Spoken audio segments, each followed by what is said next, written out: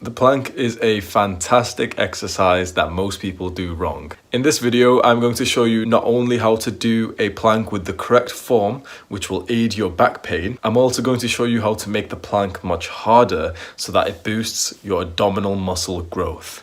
And trust me, you will want to do that. Even if you struggle with planks, maybe you don't have back pain right now, but chances are you might experience it at one point in your life. That's where the plank comes in. Proven to aid back pain relief, the plank is an all-round core stabilizer exercise. Chances are you've tried to do the plank before and you didn't like how it feels. That's okay, I'm going to teach you how to do it properly. First, here's the basic plank. So we're going to start off on our knees, get onto your forearms and spend a few seconds adjusting yourself so that this position feels comfortable. It'll be different for everyone. The video on top is highlighting the main mistake I see people do. My hips lower, which not only makes the exercise much easier, it pretty much makes it pointless because I'm just holding myself up with my forearms and my feet, which isn't the point of doing a plank. The video on the bottom is the correct form. Here, I'm actively flexing my abs and literally visualizing a plank of wood on my back, straight, like an arrow. This takes much more effort, so that's why you'll get tired faster when you do the plank properly.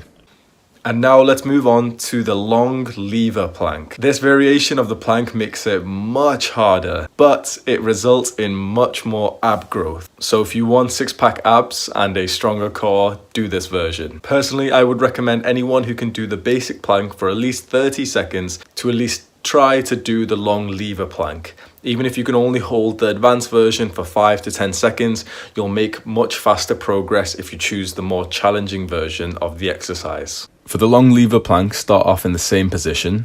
This time, reach your arms out further in front of you so that your elbows are below your chin or even higher up. This is going to sound weird, but just stare at my ass for a second. Here, I'll even zoom in. No homo. Watch that. See me flexing my glutes? This is what makes the long lever plank harder, but therefore better for strength and muscle development. So just pretend you're a gym girl on Instagram and squeeze those glutes. Alright, that was both versions of the plank. The long lever plank, the second most advanced version, is actually quite difficult, so don't be disheartened if you can only hold it for a few seconds. I can hold mine for 15 to 20 maximum right now. Now, if you're wondering how to use the plank specifically to aid back pain relief, the most important thing is literally to just increase the amount of time that you're in the plank position overall. So it's the total volume. So for example, if you can only hold it for 10 seconds, that's okay.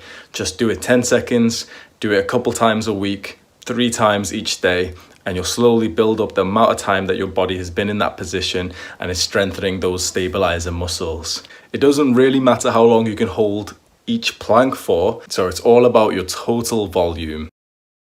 Yo, my teeth look kind of white as well. I use that charcoal toothpaste like, yeah,